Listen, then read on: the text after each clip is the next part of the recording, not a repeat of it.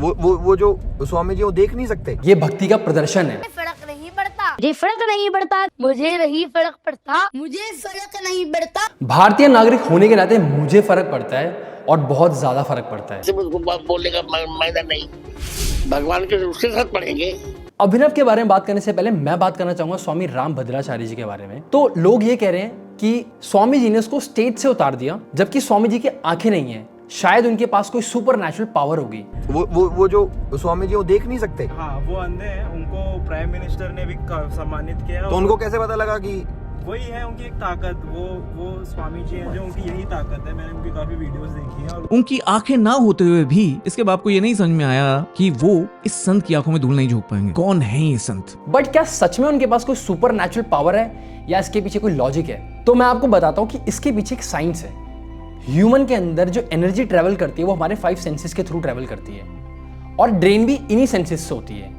अब स्वामी जी के केस में क्योंकि उनके पास एक सेंस बाय बर्थ नहीं है, जो कि उनकी आंखें हैं, और आंखों से सबसे ज्यादा एनर्जी ड्रेन आउट होती है, इसलिए उनके पास accumulated energy comparatively normal human being ज्यादा है। अब आप बोलेंगे यार कि ये चीज तो हर एक उस इंसान पे होगी जिसकी आंखें नहीं है, बट यहाँ पर एक पॉइंट ऐड होता है। Swami ji is a very good meditator और ये प्रूवन फैक्ट भी है कि मेडिटेशन ऊर्जा को एकत्र करती है। Because he is a spiritual person, तो वो अपनी इस एनर्जी को बहुत पॉजिटिव वे में यूज करते हैं, जिससे कि उनकी मेमोरी पावर बहुत स्ट्रांग है और वो इजीली किसी भी पर्सनैलिटी के ऑरा को फील कर सकते हैं कि वो पॉजिटिव है या नेगेटिव है।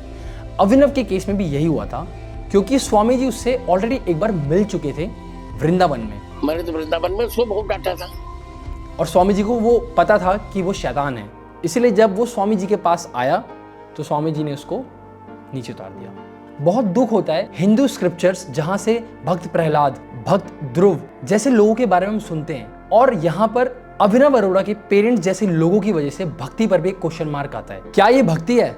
नहीं, ये भक्ति का प्रदर्शन है, ताकि इस प्रदर्शन से लाखों फॉलोअर्स लिए जा सके और अल्टीमेटली उसको एक बिजनेस मॉडल बनाया जा सके। अगर आप किसी बच्चे को कोई एक ऐसी चीज सिखाते हो जिसकी वजह से उसकी सोसाइटी, उसका सोशल सर्कल, फैमिली, रिलेटिव हर जगह से उसको अप्रिसिएशन मिलने लगे, तो वो बच्चा उस बात को बहुत अच्छे से सीख लेगा। और यही हुआ अभिनव के केस में। अभिनव ने हर अलग अलग पॉडकास्ट के अंदर अपने सारे के सारे आंसर सेम डिक्टो सेम पैटर्न में रखे। मैं श्री कृष्ण को अपने छोटे भाई के रूप में बचता हूँ। मैं श्री कृष्ण को अपने छोटे भाई के रूप में बचता हूँ। उनके साथ बातें करना, मस्ती करना, आनंद करना, उनके साथ बातें करना, उनके साथ खेलना। जब मैं शास्त्र पढ़ता हूँ तब वो भी मेरे साथ बैठ जाते हैं वो सुनने के लिए।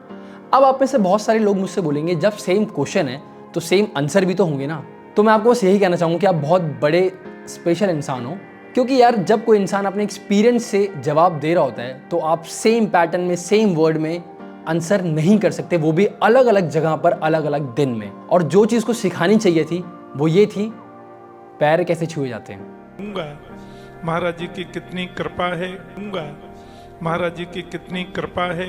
तो बेसिकली उस कथा में क्या हुआ था, इंद्रेश उपाध्याय जी जो कि एक कथावाचक हैं, अभिनव उनके पास गया और उसने पैर छूने के लिए अपने आप को डाउन किया, पर डाउन किया नहीं, क्योंकि सारा का सारा फोकस था रील्स पे, जो उसे वहां से इंस्ट्रक्शन दे रहा था। एंड देन अगेन वो स्वामी जी के पास गया और स्वामी जी ने फिर उसको वहां से भगा दिया, और सिर्फ एक रीजन कि उन रील्स से इंस्टाग्राम की कंसिस्टेंसी ब्रेक ना हो, इसलिए उस चीज को बनाया जा रहा है। इन द एंड अभिनव, मैं आपसे ये कहना चाहूंगा, अगर आपका actually motto spreading of spirituality है, ना कि जस्ट मेकिंग रील्स, तो आप पहले अपना खुद का अनुभव बनाओ, क्योंकि स्पिरिचुअलिटी अनुभव से आती है, ना कि किसी की प्री प्लान स्टेटमेंट से।